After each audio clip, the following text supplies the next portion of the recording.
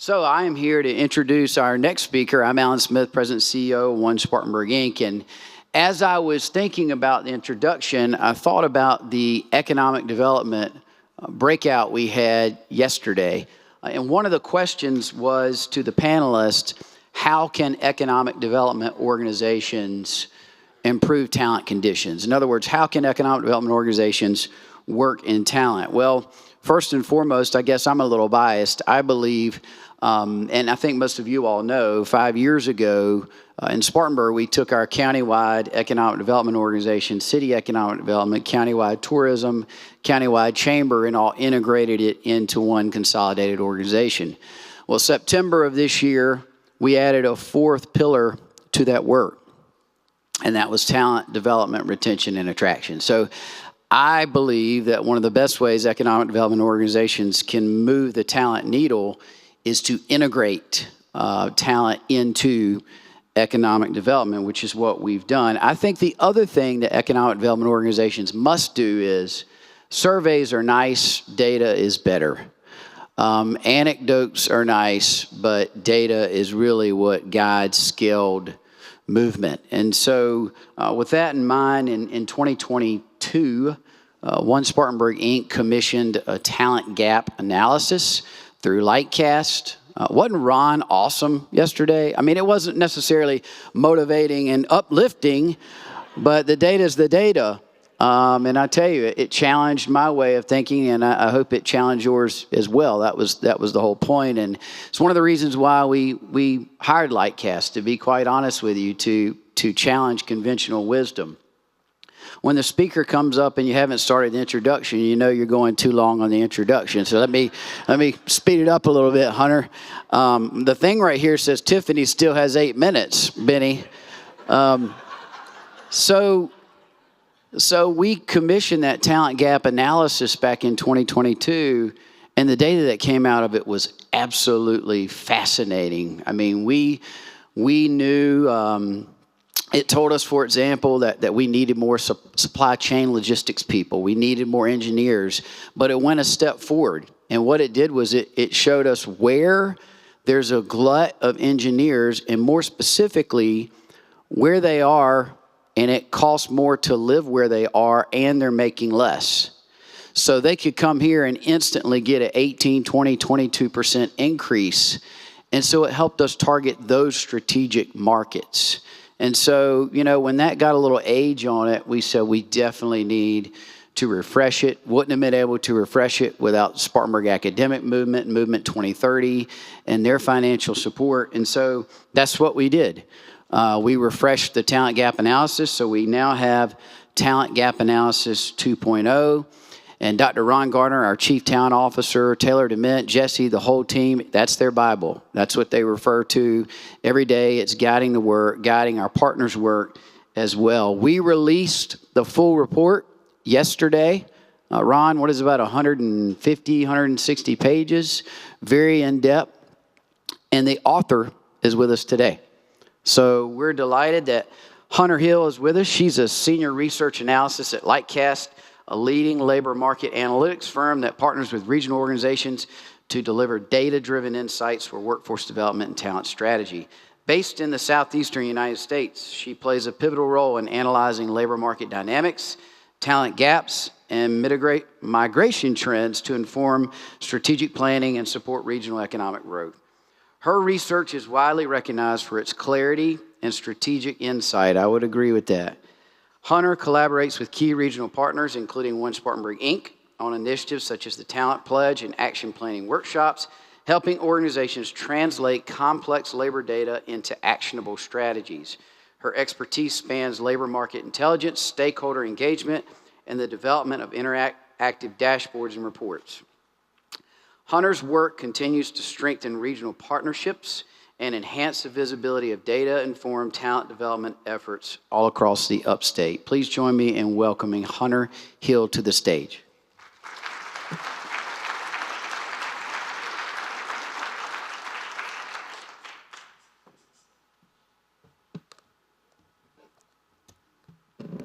A little bit shorter. All right, so I just want to make sure before I get started, can everyone hear me all right? Okay, perfect. You can practice your presentation as many times as you want, but there's never a way for you to practice how you're going to get on stage, and I never fail to make it as awkward as possible. So you all heard, I'm a senior analyst at Lightcast. I'm a data nerd. I'm not, a speaker in general. I'm not a consultant, and so that's always the really tough part for me, so bear with me. So let me make sure I can figure out, oh, that's my face. Wow. Sorry, that a little shocking. So I am a senior research analyst at Lightcast. If my face looks familiar, it's probably because you've seen me around. So I was very heavily involved in the first talent gap analysis that was done for One Spartanburg. I was also very heavily involved in the work with USC Upstate, so the first talent forum, which was, a passion project of mine. And then I also got to be heavily involved in the second version of the talent gap analysis. So I'm very, very excited to be back here and talking about this. If I seem passionate and like a total nerd, it's because I am. We're gonna move on from my face now. Oh, no, we're not.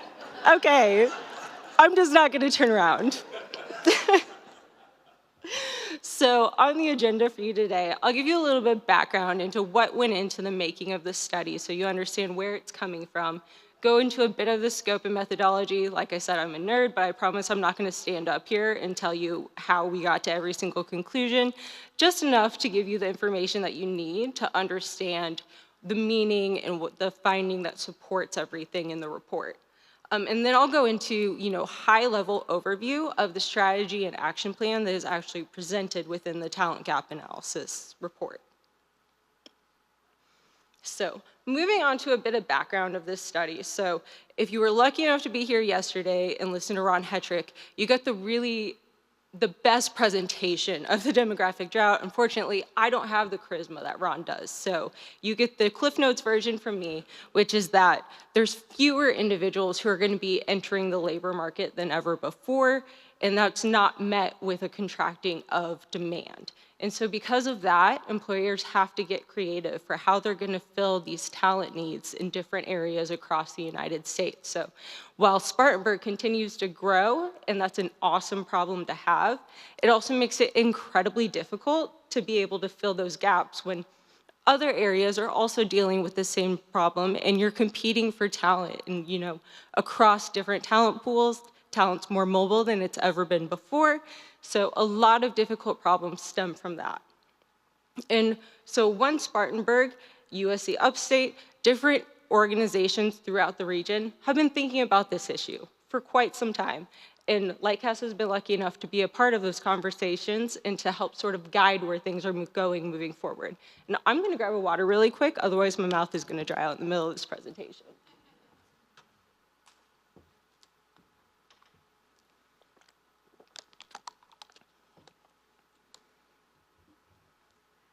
Okay. So moving on to that background. So I've mentioned the first talent gap study that was done, and that was done in 2022, or it was presented in 2022.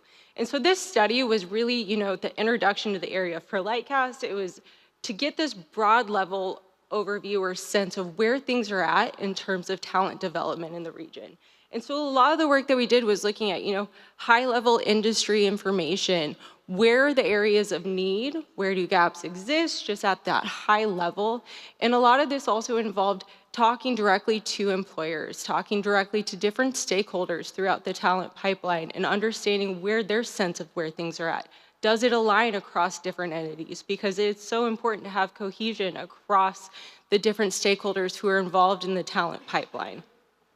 And then based on the results from that one, we've sort of built off it in this Talent Study 2.0, which is a much more detailed, in-depth look of where the talent development pipeline is at and where it can go and where it should go moving forward. And so what this study really, what this study really does is it presents a guideline or some guidance for both employers, for higher ed, for different partners throughout the talent pipeline to understand what's available to them or where their decisions should be going in terms of talent development. How can you prepare for the future when there's going to be fewer individuals in the talent pipeline and still meet the demands of an ever-changing workforce?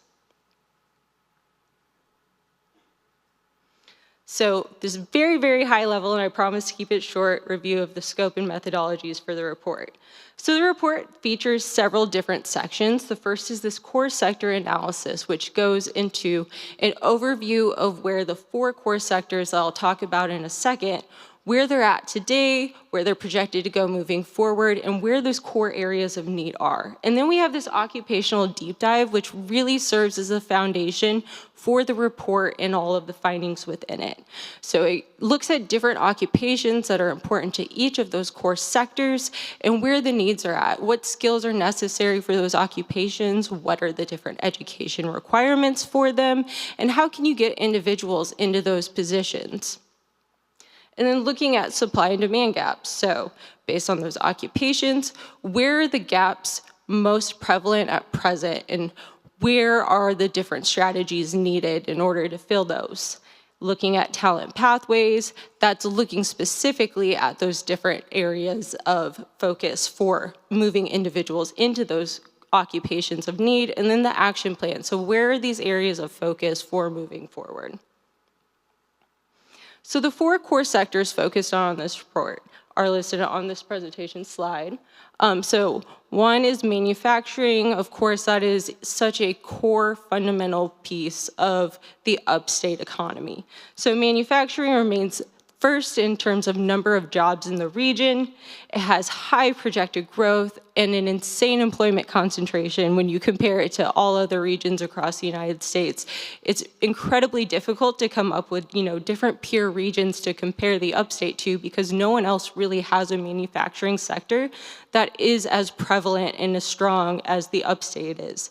And so it's incredibly important to include this as an area of focus in the report just because it is so foundational to the area's economy and it makes it unique. And then we also included hospitality. So hospitality also incredibly large in terms of number of jobs, incredibly high projected growth moving forward, which isn't, commonplace across the United States. And then while the employment concentration is a little bit lower, it is so foundational to the future of the upstate and important to include in these conversations. And then we have healthcare and social assistance. So, we've been hearing for years about the nursing shortage and how important it is to address that. We have an aging population. It is so important to have individuals who are filling these roles, especially as those who have traditionally filled them are retiring. And there's not really, a strong pipeline to fill in those roles moving forward. And then looking at transportation. So during COVID, I and probably everyone in this room felt the strain of not having the supply chain working as you need it to. What happens when you don't have truck drivers? What happens when your Amazon package can't get to you in 2 days? So transportation and logistics, incredibly important to a functioning economy. So a little bit about how we modeled supply and demand for this report. I will try to keep this as short as possible because this is where I tend to go way too in depth on things. But so when we are modeling the supply and demand that you'll see that serves as a foundation for where those occupation gaps are, we look at 2 sides. So the supply side of things is who's available to fill those jobs, who's coming out of high school, who's coming into higher ed, or who's going directly into the labor market, and then where are they at in terms of qualifications for filling roles? So in addition to just including, your typical IPEDS completions, we also look at, those individuals who are completing certificate programs, CTE completions, these different fundamental pathways that are necessary in order to, have a strong labor market. And then looking at demand side, so we're looking at average annual openings for jobs, which includes both new jobs and replacement jobs. For this report, we sort of narrow that down to focus more specifically on those that you're expecting to be filled by individuals not currently in the labor market. So what percent of those jobs are expected to be filled by individuals who are just coming out of college, who are just re-entering college and then re-entering the workforce? So it really is this, specific and narrowed down look at where the most significant needs are in the core sectors of study. Now, I'm going to take a quick second to get another drink here.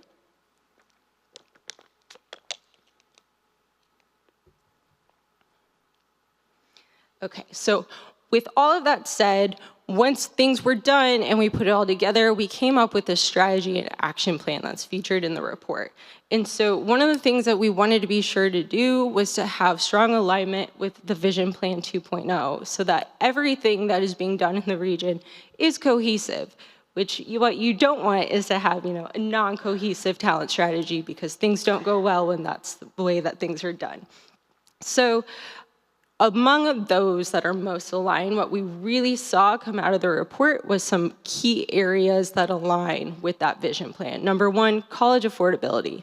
We all know college is very expensive. Life is expensive in general, and it's incredibly important that individuals who are needed in the workforce and who are needed to have these skills and degrees, that they're able to afford it. So aligning or continuing to align scholarship opportunities with different sector needs, and ensuring that barriers to education, to the extent that they can be removed, are removed. So the area has done some incredible work in terms of coming up with different programs and different ways of getting individuals who traditionally haven't had access to education, getting them the resources that they need in order to do it. And so it's, one, great to see that already happening, but two, incredibly important that that work continues in order to fill the future needs of the area. So number two, college and career connections. Individuals aren't going to go into these areas of need if they don't know about them early on. So individuals start thinking about where they're going to go in terms of a job pretty early on, middle school.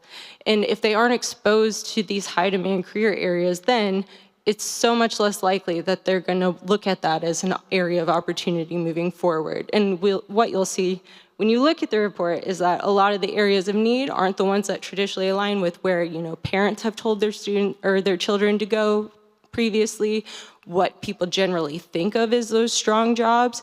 And so it's important that there's this alignment in the way that we're thinking about careers and teaching children about careers, exposing them to careers early on, and the area's actual needs. And that's how you keep talent in the region, is by getting them interested in the opportunities that are here, ensuring everyone knows what those opportunities are. Then adult degree completions, so education completions have increased over time. Adult completions not necessarily kept pace, but it is important that those individuals who have already taken steps to get the education and skills necessary to be successful in the workforce continue to have opportunities to go back. So the re-degree program and all of those sort of opportunities that are available, continuing to support them and increase access to such.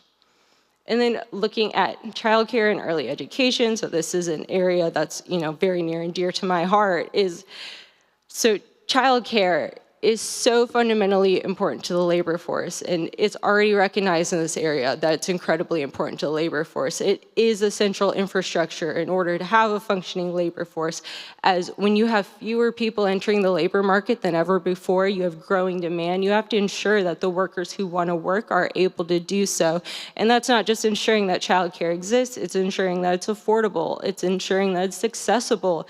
Does the individual who works at a hospital overnight have access to opportunities to send their child to childcare, or is the only thing that's available to them a daycare that's a 9 to 5, which is great, but not necessarily useful to the individual who works overnight? So continuing to support different efforts that both increase the availability and access to childcare, as well as the affordability of childcare. And then lastly on here, we have talent marketing and attraction. So Lightcast has provided Spartanburg with a talent migration dashboard, which is intended to help support different efforts to find individuals to fill these target occupations. And so you just heard about how the area has different initiatives going on to attract individuals to the region. So continuing that great work that's already being done is so important to the future of the region's workforce.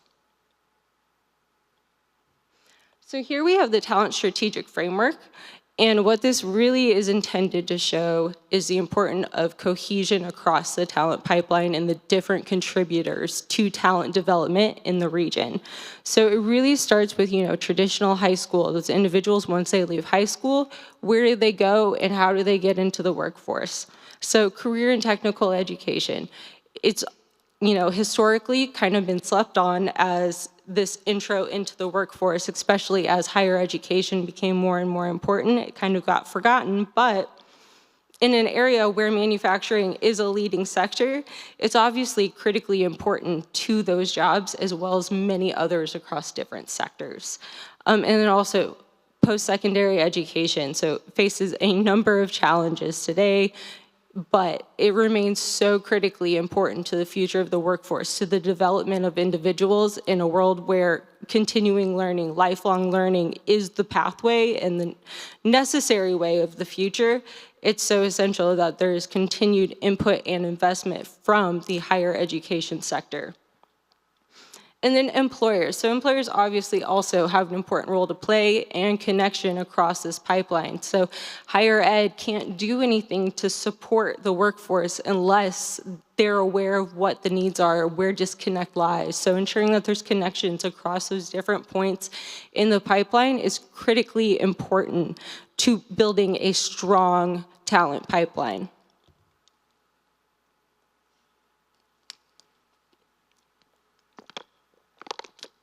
Sorry, I work from home, so this is more talking than I normally do in a full day. So moving on to that action plan and the different thematic areas that are addressed in it. So this first one that you'll see here, and I'll go into some more examples of this in a second, but addressing industry-specific gaps. So the report is broken out into those 4 core sectors, and it shows where those key areas of need are in each sector. So it's important that there are sector-specific strategies and work that's being done by employers, by higher education, to sort of identify where those gaps lie and to make changes to ensure that they can be filled. So what the report is really intended to provide is a tool that enables you to look in there and see, okay, where are these gaps? Where do they exist? What opportunities exist to sort of, I guess, build a bridge to overcome those gaps that currently exist? And so increasing labor market flexibility, when you have fewer people, you obviously have to be more flexible and you have to make changes to ensure that individuals are able to participate in the workforce. So I mentioned childcare before, ensuring that those different tools and infrastructure exist that enable individuals to work. And there are other changes to other aspects of flexibility. It includes, adapting the way that we think about worker requirements. If a worker fits an employer's culture, that could be more important than ensuring that they enter the workforce with everything that they need moving forward. Continuing learning is incredibly important. So, if an individual enters the workforce, that doesn't have to be the end of their education or training, and it really shouldn't be. So having that sort of mindset that you can develop an individual over time and should be developing individuals over time. And then expand and deepen labor-shed connections. So this seems pretty broad, and it kind of is a broad concept, but it really talks to expanding connections across both the pipeline and different regions. So CTE, I mentioned before, it's critically important, but ensuring that there's a connection between those CTE programs and the workforce, ensuring that across different regions there's this connection. If there's a CTE program that's putting out a ton of graduates in a certain area, but there's not necessarily jobs for it in a specific region, yet you look next door and there are opportunities, it means connecting and ensuring that individuals are aware of those opportunities. And so it's really just looking at where areas of need are all across the labor shed and ensuring that there's connection among different stakeholders to ensure better alignment. Next, we have improving K through 12 labor market exposure. So it's, as I said before, and I'll continue to say it, is so critically important to ensure that students have exposure to different career pathways early on. I, growing up, was told by my family, you can be a lawyer or a doctor. Obviously, I did not listen. And there's times where I think, maybe I should have listened, but I love where I'm at. There isn't a single pathway for everyone, and ensuring that both parents and students know that. So parents are a very big part of this K through 12 exposure. It's ensuring that parents are aware that there are all of these opportunities across many different sectors, and no one is better than another. And so when you think of traditional manufacturing jobs, when you think of even, hospitality, it's really difficult to get individuals to understand that there are a broad range of opportunities available in those areas, but it's pretty easy to sort of build a different mindset when you start early on, when you're exposing individuals as early as possible to those different opportunities. So next we'll have strength and soft skills and career readiness. So soft skills are among those most in demand by employers. We saw that with the first employer survey that we did in the Talent Study 1.0. We heard that from employers when we had the first USC Upstate Talent Forum. And we see it now in job postings. Soft skills are incredibly important. It's something that many students lack. And the soft skills are also important because of the fact that individuals aren't going to enter the labor market with the skills that they're going to need 10 years from now. Individuals are going to have to go back and have retraining. They're going to have upskilling, and that's just the nature of a changing workforce. We expect technological disruption, and because of that, it's so important to ensure that individuals have the skills to communicate, that they have the skills to learn, and it's just a different need than where things have historically been. Historically, it was, okay, you train an individual with this very specific set of skills and they'll probably use them for the rest of their career. That's not the way that things are anymore. And so it's important to ensure that individuals are also developing those soft skills that are so critically important to being successful both early on and throughout the entirety of their careers. And then lastly, improving post-secondary success metrics. So obviously, you want to increase the number of people who have degrees who are getting jobs in the region. But what should also be considered is, are they getting good jobs? Are they getting jobs that provide them with, sustainable wages? Are they happy in their jobs? Are they getting jobs that are aligned with the degrees that they're getting? If you have a ton of people who are getting degrees and then getting jobs, that's great. But if they're getting jobs that aren't relevant to the degrees that they just got, that's slightly less great. So coming up with, new metrics that can be used to sort of track that over time and ensure that there is alignment throughout the entire talent pipeline. So next up on here, we have addressing industry talent gaps. So beyond talent attraction efforts, the regional economy itself can take different approaches to addressing different talent gaps. So one on here is one second. One of my biggest fears is that I'll go into a coughing fit in the middle of a presentation, and it almost happened there, so sorry about that. So addressing industry talent gaps, expanding the talent pipeline. So we have traditionally had a very, narrow mindset into what a career looks like. But you can really expand the talent pipeline by considering, skill adjacent occupations. So if you have one occupation that is oversupplied in the region, you have another occupation that's undersupplied, but they have the same skill set, well, you can look at those two and say, hey, individuals in the oversupplied occupation, there's plenty of opportunity here. Why don't we work to get you into this area that's going to give you a better opportunity and also help out employers?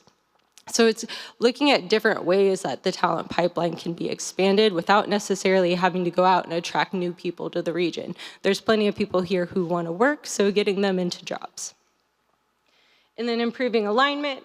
That's just, again, referring to, building those connections throughout the pipeline and ensuring that everything is working together. So individuals are getting degrees that are aligned with what the workforce needs and ensuring that they're going into those areas. And then engaging the underemployed and unemployed populations. So young individuals are among those with the highest unemployment rates, which is both scary but not uncommon. So that is a standard thing that we see across the United States. And right now, more than ever, is incredibly difficult for younger individuals to find that first job out of college, that first job out of high school. So ensuring that those supports exist to get those individuals into jobs, and also ensuring that, historically underrepresented groups for different occupations, as well as just the labor force in general, have opportunities to get into jobs. So one of the things that we continue to hear when we do our work in the region is that there's a lot of supports that exist to overcome traditional barriers and gaps. So I've heard from, a manufacturing firm that provides English courses to individuals who don't speak English so that they can get jobs and they can be successful in their careers. I've heard about the FASTER, I believe, SWIFT program that, ensures that individuals have transportation so that they can get to work. So coming up with just these different supports that ensure individuals who want to work are able to work. So this is going into that expanding the talent pipeline and the report and the specific information that it gives in order to support that. So what you'll see here is just an example that was taken from the report specifically, where you have a feeder occupation, a target occupation, and then a next step occupation. So, when an individual takes their first job, a lot of times they think of it as, oh, well, this is the end, this is where I end up. But that's not necessarily how things are. There's always a next opportunity, and there's always ways to move forward and to grow. And so this is intended to show how those different steps can look and different steps that can be taken to overcome. So an individual from the feeder occupations that are listed there, they have the similar skills to the target occupation that are necessary for it to be considered similar enough, but there might be a few skills that are missing, and those skills are listed in the skills gap section. So if you're looking at retraining individuals and getting individuals to a target occupation, what you're going to want to do is focus in on where those skill gaps lie and how to overcome them. A lot of times that's through retraining, and then you'll also see on there the wage differences. So no one's going to take a job change that doesn't provide them with higher wages unless it just gives them something else that's critically important to, their emotional or family health. And so wage growth, obviously, critically important. You want people to be in jobs that enable them to sustain living. So then when you look at the next step side of that, once you've achieved the target occupation there, so here it's CNC tech operators, they're going to be looking for what's the next step. If you're an employer, you want to use this to look and see, okay, so in the future, we're going to need to fill this job. What skills should we be training those individuals with so that they're ready to move into those next jobs? If you're higher education, you're going to want to look and see, okay, this is an occupation mentioned in the report multiple times as being an area of need. What are the skill gaps that exist between, current workers in the area and this occupation? What should we be training for? And this could change over time, and so I can't say that it's going to live on in forever, but right now these are those core skill needs and where those areas of focus should be. So here is an improving alignment example. So this is showing, sub-BA occupations for the transportation and warehousing sector. It's showing the existing programs in the area that have a deficit of completion. So when I was talking about that supply and demand gap analysis earlier, this is focusing on those areas where those supply demand gaps exist, where there is more demand than supply. And then what you're going to see on the right side of the table is what's the typical training that's necessary for the occupation, and how important is it that that deficit program be filled? If a program doesn't exist in the region, but isn't critically important to the occupation because there's other programs that could fill the need, or because it's just not that important that an individual have that education level to enter the job, then it'll be, marked as lower importance on there. So this is really just intended to serve as a guide for what's necessary for the region to have, a strong workforce built moving forward.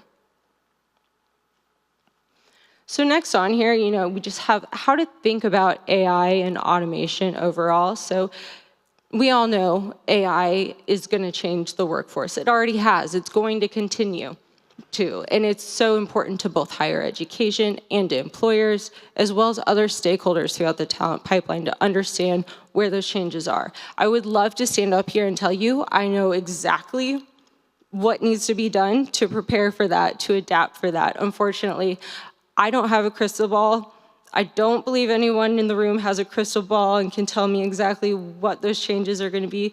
But what I can tell you is that it's going to require skill change and adaptability. Historically, it's been thought that AI, automation are going to take jobs. That's not true.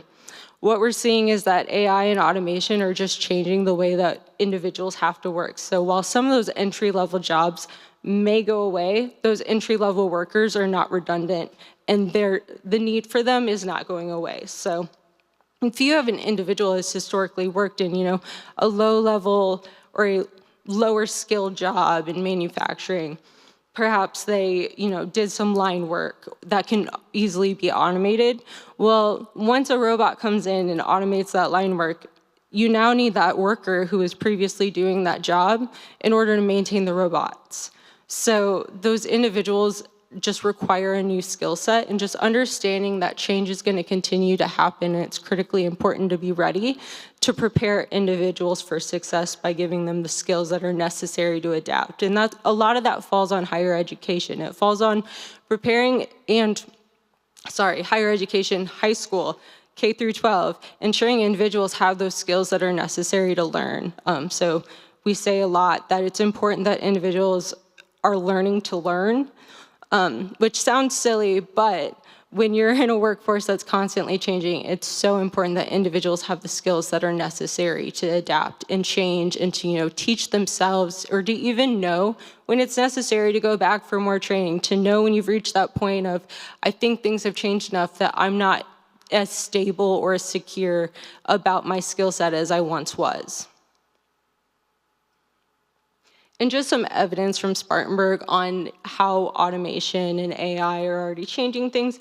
We see a lot of evidence of this in terms of advanced manufacturing transition. So software developers have grown in demand 92% in manufacturing between 2022 and 2024. Well, the more that robots and different forms of AI are incorporated into the manufacturing industry, obviously it's important that you have these higher skill individuals that are entering that are in the area and are prepared to fill those jobs. And you'll see a lot of other jobs on here too, so electronics engineers, information security analysts. So incredibly important that individuals are prepared for those changing jobs in manufacturing. So it's no longer just, you don't need production workers as much, you also need those higher skilled, higher trained individuals. And especially for jobs that haven't historically been as prominent in the area, it's critically important that higher education is preparing individuals for those jobs, as well as that employers are prepared to have to really work to attract and retain those individuals. It's really difficult to compete with Charlotte and to compete with those different bigger areas in the region that are close enough for, talent to go there and have opportunities there once they graduate. But when you compare, cost of living in the area, when you consider quality of life, there are different things that can attract individuals with those highly specialized degrees and skills to stay in the area. So it's just being aware of what those areas are and implementing strategies early on to keep and retain those students once they graduate. And so lastly here, I've got a note on soft skills. So as I said before, soft skills are more important than ever. This is looking at the percentage of job postings for each of the sectors and what those top skills in the areas are. You see that in each area, 4 of the top 5 skills are traditionally what we've considered soft skills. So we see that, these interdisciplinary skills that enable an individual to adapt and move across areas, these skills that you traditionally associate with, perhaps a liberal arts degree, they are so critically important to the workforce. And it's so important that all individuals that are leaving K through 12, that are leaving higher education, have the skills that are necessary to adapt and just be successful in the workforce in general. So I believe that is the last slide I have on here, and I think that is the fastest I have ever completed this presentation. So I'm happy to answer any questions if anyone has any.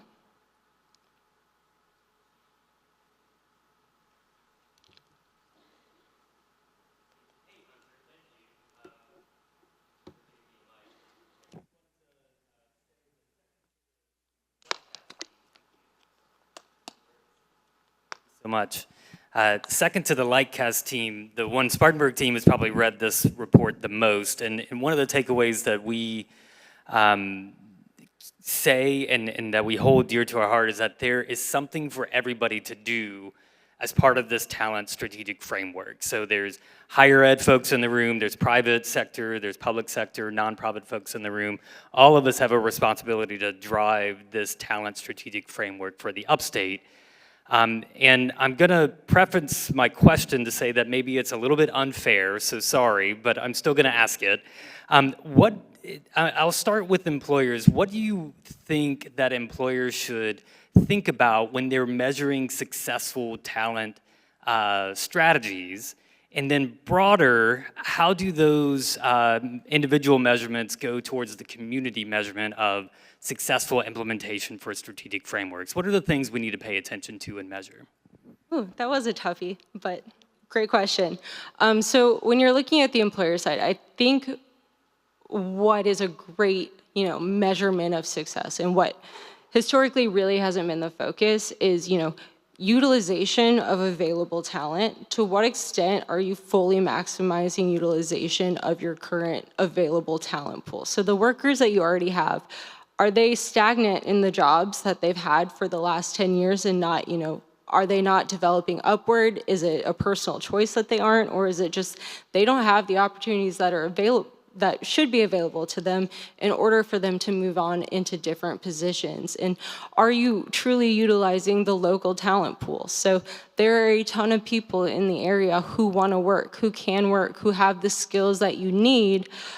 Are you willing to go and look at individuals who maybe don't meet your qualifications in the traditional sense in terms of, do they check this box, do they check that box, but do they have adjacent skills to what you're looking for?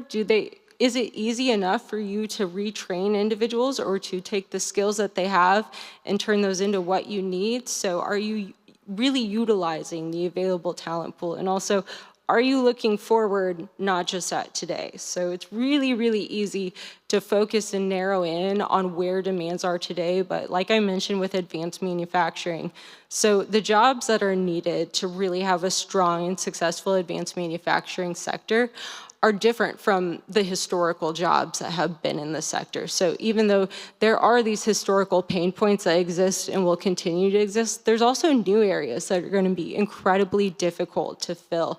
And one of the things I forgot to mention when I was going over the supply and demand, but I also think is really important for your interpretation of the report, is that you'll see that a lot of the gaps tend to narrow in numbers-wise on your sub-BA occupations, and that's because, sub-BA workers, they tend to stay where they are after they graduate. So a lot of demand locally is filled by individuals who locally complete a sub-BA degree. And you'll see that there is, a very strong supply of BA grads in the region, but that shouldn't be taken to mean that there is this abundance of BA grads. What it should be taken to mean is that there are a lot of fantastic institutions in the region. Some of the best institutions in the country are in the region, but that also means that employers are looking to this area to take the best talent. So your BA plus graduates are those that are most mobile, and they're also the most likely to leave after they graduate. In some areas like healthcare, over 50% of your graduates are going to leave. You know, there's a lot of nursing graduates. That doesn't mean that there's an oversupply of nursing graduates in the area by any means. You're competing with everyone across the state just to fill, you know, jobs that currently exist. So that's very, very important to keep in mind, and a bit of a tangent from the question I was asked, but did want to make sure that I mentioned that. And then in terms of just community metrics to ensure that, you know, implementation, what does the unemployment rate look like in the region? What do the demographics of the unemployed look like? Are they changing? Is that younger population able to find a job? Are groups that have historically not been in the workforce but who have consistently said that they want to be in the workforce, are they getting jobs? If not, you know, it's time to go out and identify what are the barriers that continue to exist. Spartanburg is one of the best, well, the entire upstate region really is one of the best that I've seen in any of the work that we've done across the nation in terms of coming up with really innovative programs for overcoming those traditional barriers to the labor market. And so it's so important to, you know, continue to both do those initiatives as well as to ensure that you have some sort of metric in place to measure and ensure that they're working over time, because, you know, you can have the best intentions with a program, but if it's not working, it'll show up in the numbers. So tracking that over time too. Did that answer your question? All right, any other questions?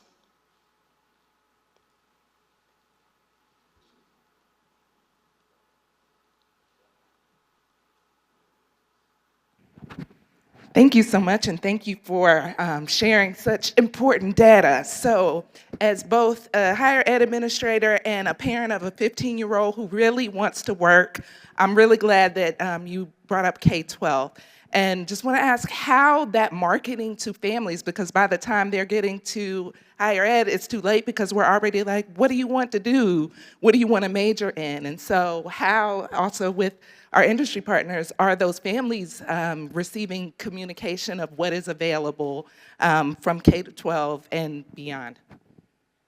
So historically, it's been thought that, you know, school guidance counselors are that source of information for students, but unfortunately, that's one of the areas that's a pain point across the nation in terms of finding individuals to work in those jobs. It tends to have a lot of turnover too, and when you have that, you have individuals who don't know the children as well, who are in those roles and can be, you know, the absolute best at their jobs, but without that connection to a student, it's really hard to, you know, overcome traditional challenges to the way that we look at different jobs. And so one of the things that, you know, really works well is for employers to come in and showcase those jobs to students, and once they're in middle school even, you know. If you have a science class and you have a job that is even tangentially related to science, asking for an opportunity to come in as an employer and say, look, this is an opportunity that you can do that's in this industry that hasn't typically been thought of. Working with schools to have opportunities, you know, different almost career fairs to showcase this is, you know, different opportunities that are available in the region. You know, as parents, most people want their children to stay in the region, but also parents understand that and want their children to have the best opportunities that are available to them. So the only opportunities that a parent is hearing about are opportunities that don't exist here, or opportunities that they've, you know, traditionally heard on the news are great jobs, or they've traditionally heard are areas of pain points. So, you know, when I was growing up, in addition to being a doctor or a lawyer, the big thing was being an engineer, which also another area that I probably actually should have thought about. But it's critically important that those types of things that parents are hearing are those that are most relevant to the region. So, you know, you have to come up with ways to sort of drown out that national noise or this, you know, broader view of what people think is the area of need. And so part of this, the purpose of this report is to give that information for, look, this is the wages that are associated with these occupations. These are the occupations where the biggest gaps currently exist. And these all exist right here. So coming up with ways to sort of market that and overcome those traditional barriers. Did that answer your question? Any others? I'm Zane Gray from the Spartanburg Robert Half office. Thank you for the presentation. It was really good from a macro perspective, which is very helpful for a lot of the decision makers in the room. My question is somewhat from the other end of the spectrum. So for you or the One Spartanburg crew here, at the citizen level on the micro perspective, what are some baby steps that we as people or parents, which you just talked about a little bit, can be doing to help with some of these things? Like, One Spartanburg, I know you guys have the Redegree program, but I was just curious, what can we be doing for those of us that maybe are not in a, C-suite decision maker, drive policy perspective? Yeah, that's a really great question. One that I've never gotten before. But there are, many different things that citizens themselves can do. So when I say stakeholders across, the pipeline, that's way more than just C-suite decision makers. I mean, a stakeholder in K through 12 education, parents are stakeholders in K through 12 education. They have such a big influence and have the potential to have an even greater influence on what goes into children's education. And so it's critically important that parents are also, and citizens in general are stepping up and saying like, hey, this is an area of need in the region. This is something that needs to be done, going out as much as you can, speaking out to school boards, speaking to different individuals who are in those areas. So while the information may seem, most pertinent to individuals that are sort of at that decision-making C-suite level, it is typically individuals who are not in those positions that actually read the reports and receive the information. So one of the things that it is, essential that everyone throughout the pipeline do is communicating, talking about it, ensuring that your thoughts are being heard. So everyone in this room right now has a very different perspective and a very different view of where the biggest needs in the region are. And no one's view is more important or more accurate than another. It's just a different view of where things are at. So it's important that you take that information, and when you interact with individuals who are in those decision-making positions, that you're communicating that to them. Did that help at all?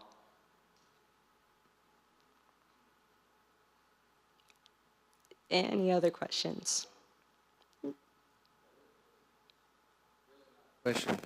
I was looking for an opportunity for a shameless plug. The last two questions really helped out with that. I have the pleasure of sitting at the table with two awesome individuals right here representing Spartanburg Regional and GSP, and I want to highlight them and very quickly.